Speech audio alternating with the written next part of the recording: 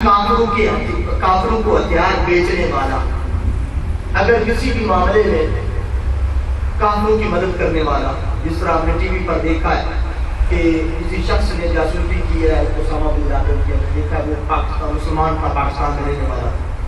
اب ایسا کسی بھی جگہ کافروں کو ہتھیار دے رہا ہے مسلمانوں کے مقابلے میں، منافقوں کو مدد کر رہا ہے اہل ایمان کے مقابلے میں، ظالموں کی مدد کر رہا ہے مظلوموں کے مقابلے میں، یعنی کہ اس طرح بے شمار چیزیں آ جاتی ہیں۔ فرمایا عربی کافروں کو ہتھیار بیچنے والا، عورت سے اس کے دبر اس کے ساتھ، یہ بھی مسئلہ پوچھا گیا ہے بہت زیادہ کہ عورت سے بتی، عورت سے ہم بستری کرنا اپنی بیوی سے کس طرح جائز ہے؟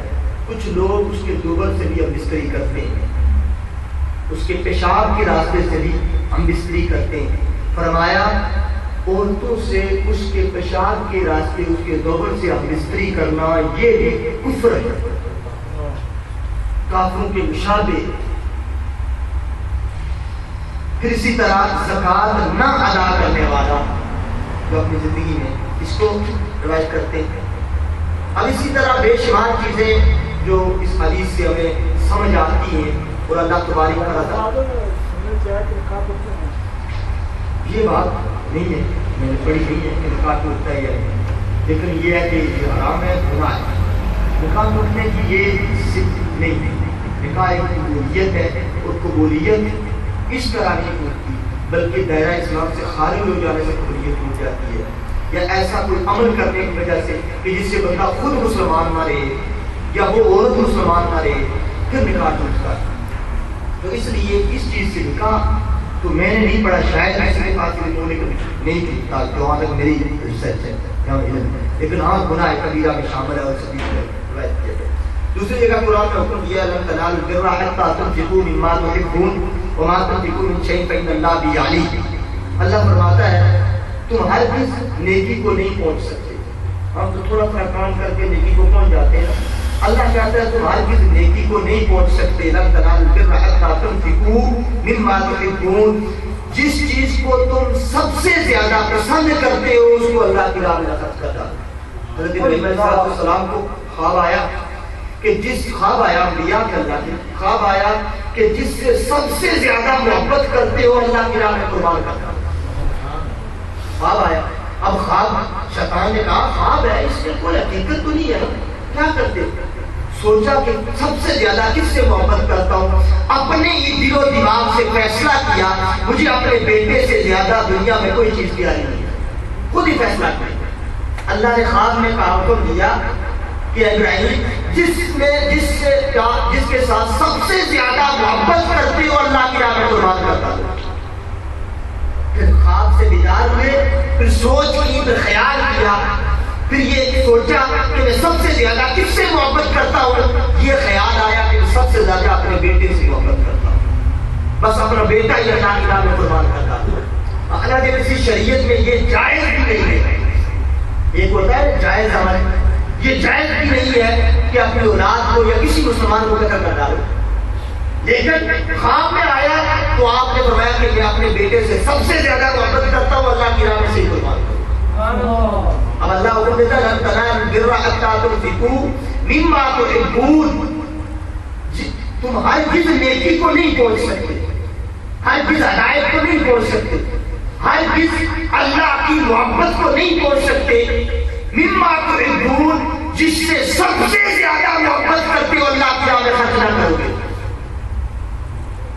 اب اس سے مراد یہ نہیں ہے کہ پیسہ ہی خرچ کرنا شروع کر دیا، ہفتے میں 2-4 محفل نہیں کروا ڈالی، یا ہم نے کوئی مسجد بنوا دی، یا ہم نے کوئی کسی کو حج کروا دیا، یا ہم نے ایسا عمل کرنے سے نہیں یہی ہے۔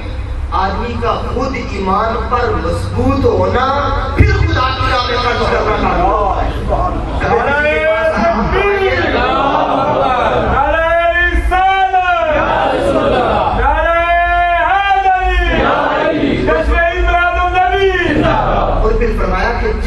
جس بندے کے پاس حرام کی کمائی ہے۔ اب ہم دیکھتے ہیں ٹی ویوں پر بھی کوئی ایسے بھی لوگ ہیں جو اداکارہ ہیں، گلوکارہ ہیں، اور پھر وہ یہ بھی کہتے ہیں کہ ہم اس کمائی سے جو ہے نا اللہ کی حج بھی کرواتے ہیں، اللہ کی راہ میں خرچ بھی کرتے ہیں، ہم اپنی اولاد کا پیٹ بھی پالتے ہیں، عورتیں بھی کہتے ہیں، مرد بھی کہتے ہیں، حالانکہ اللہ تبارک و تعالیٰ پاک ہے اور پاک چیزوں پہ اکثر کرتا ہے۔ اب کسی شخص نے کسی عورت یا کسی مرد کے دماغ میں یہ بات آ گئی ہے کہ میں ڈانس کرتا ہوں یا کرتی ہوں، یا میں فلمیں بناتا ہوں یا بناتی ہوں، یا میں ڈرامے بناتا ہوں یا بناتی ہوں، یا کوئی ایسا عمل کرتا ہوں جو ناجائز ہے، حرام ہے، جس کی کمائی حرام ہے، پھر اس کمائی کے ساتھ میں حج کرواتا ہوں لوگوں کو، یا صدقہ و خیرات کرتا ہوں، یا قربانیاں دیتا ہوں، اور اس کی اس کے بدلے مجھے اللہ اجر دے گا اور میرے گناہ معاف کر دیجیے گا، یہ وہ بندہ اللہ کے ساتھ کفر کر رہا ہے۔ وہ لینے والا بھی کفر کر رہا ہے، وہ مفتی جو یہ فتویٰ دے رہا ہے وہ بھی کفر کر رہا ہے، وہ امام جو یہ جان کر کے حرام کی کمائیاں لے رہا ہے وہ بھی کفر کر رہا ہے۔ حالانکہ اللہ پاک ہے اور پاک کمائیوں کا اللہ پسند کرتا ہے۔ جس نے رزق حلال کمایا، چاہے 1 روپیہ بھی اللہ کی راہ میں خرچ کیا، اس کے بدلے میں جس نے کروڑ روپیہ خرچ کیا حرام کی کمائی سے، اس سے 1000 گنا بہتر۔ سبحان اللہ۔ جس نے 1 روپیہ بھی اللہ کی راہ میں خرچ کیا، اللہ فرماتا ہے لن تنالوا البر حتى تنفقوا مما تحبون وما تنفقوا من شيء فإن الله بيده۔ گزارا نہ کرو، وقت کو دھکا نہ لگاؤ، نظام کو چلانے کے لیے الٹے سیدھے گندے نہ کرو، بلکہ دیکھو کہ حقیقت ہے کیا، اور بصارت اور صفات ہے کیا، اور قرآن اور حدیث ہے کیا، اور جہاں سے ملے وہاں سے محبت کرنے لگ جاؤ، اس کی طرف لپنے لگ جاؤ۔ یہ حقیقت ہے۔ اور رزق حلال کی تلاش صبح و شام کرتے ہو، اگر تمہارے حصے میں جو اللہ نے لکھا ہے وہ تمہیں عطا کر دے گا، وہ تمہیں رزق عطا کرے گا۔ دوسری آیت میں لا ينهاكم الله عن الذين لم يقاتلوكم في الدين ولم يخرجوكم من دياركم ان تبروهم وتقسطوا اليهم ان الله يحب المقسطين۔ جن لوگوں نے تم سے دین میں جنگ نہیں کی، اب دین جاننے کے لیے، دین پڑھنے اور سننے کے لیے ہمارے پاس تو اب تو دور نہیں رہا کہ قرآن یا حدیث کی بات سنی جائے، یا کسی ہم عالم کی صحبت میں آ جائیں، یا اس کے ساتھ بیٹھ جائیں، یا اس سے مسئلہ پوچھ لیں یا بات سن لیں۔ ہم تو گزارا چلانے والے، ہم تو نظام کو چلانے والے۔ اللہ تعالیٰ لا ينهاكم الله عن الذين لم يقاتلوكم في الدين ولم يخرجوكم من دياركم ان تبروهم وتقسطوا اليهم ان الله يحب المقسطين۔ یہاں پر حکم دیا ہے کہ جن لوگوں نے تم میں سے دین میں جنگ نہیں کی، باتیں نہیں کی، دین کے لیے تکرار نہیں کیا، حق کی طرف نہیں بلایا، یا حق جان کر تمہارے تک حق نہیں پہنچایا، یا پتہ تھا کہ فلاں کے پاس حق تھا اور اس حق کی طرف نہیں گیا، فرمایا اللہ تعالیٰ تمہیں ان کے ساتھ بر کرنے میں، یعنی عدل و انصاف اور سلوک کرنے سے منع نہیں فرماتا۔ بس اللہ تبارک و تعالیٰ شک اللہ کے عدل کرنے والوں کو پسند نہیں فرماتا۔ بس اس آیات میں بھی اللہ حکم دیتا ہے۔ دوسری آیات میں لیس البر ان تولوا وجوهكم قبل المشرق والمغرب ولكن البر من آمن بالله واليوم الآخر۔ پھر تم اپنا منہ مشرق یا مغرب کی طرف پھیر لو، البتہ اصل کس بات پر ہے اس شخص کے لیے کہ جس نے مشرق یا مغرب کی طرف سے اللہ تبارک و تعالیٰ کے ملائکہ یا اللہ کے دین کے احکامات کو جاننے یا سوچنے کی سوچ نہیں رکھا، وہ دنیا میں ناکام ہوتا ہے، کامیاب نہیں ہوتا۔ یہ ساری چیزیں جس میں قرآن میں اس کا مین یہی ہے کہ ہم جادو سے بچنے والے بن جائیں، کسی کام میں زبردستی نہ کریں، جو کام نہیں ہوتا کسی بابے سے رابطہ نہ کریں کہ میرا کام ہو جائے تو یہ اچھا ہے۔ ہم اولیاء کی صحبت یا اولیاء سے جو محبت کرتے ہیں فقط ان سے کہ اللہ تبارک و تعالیٰ کے برگزیدہ بندے ہیں، ہم ان سے محبت کرتے ہیں، ہماری رہنمائی ہے اولیاء کے پاس، ہم غافل ہیں، گمراہ ہیں۔ اولیاء سے محبت کرنا ہماری رہنمائی کا راستہ تلاش کرنا ہے۔ اولیاء سے محبت کا یہ نہیں ہے کہ ہماری دنیا میں رزق کم تھا تو اولیاء سے محبت میں رزق بڑھ جائے، ہم نے مصیبت آئی تھی اور اولیاء سے محبت کریں گے ہماری مصیبت ٹل جائے گی۔ ہم کسی بھی لحاظ سے دینی آواز سے کوئی محبت کرتے ہیں، مسجد سے، مدارس سے، مراکز سے، تنظیم سے، اولیاء سے، درگاہ سے، امام سے، خطیب سے، مسجد کے نمازی سے، مؤذن سے، مسجد کے خادم سے، جس سے بھی ہم محبت کرتے ہیں اس کا ماحصل اس کا ماحصل ہمارے دل میں یہ نہیں ہونا چاہیے اس محبت سے ہمیں تقویت مل جائے گی. قرآن کہتا ہے اس کا ماحصل یہ ہے اس محبت سے تمہیں خدا کی رضا مل جائے. سبحان اللہ سبحان اللہ. کسی بھی محبت سے. سبحان اللہ. اب اس کا ماحصل یہ ہونا چاہیے کہ ہمیں اس بزرگ سے بابے سے جادو سے دور رہنا چاہیے اور زبردستی کسی کام کو اپنے راج میں کرنا بر میں لانا یہ گمراہی ہے. بلکہ اللہ کی رضا پر چھوڑ دو اور اللہ کی عبادت میں لگ جاؤ, اللہ کی طلب میں لگ جاؤ, اللہ کا شکر بجا لانے میں لگ جاؤ. بس یہ راستہ جس نے اپنایا اللہ فرماتا ہے اذا قرأت القرآن فاستعذ باللہ.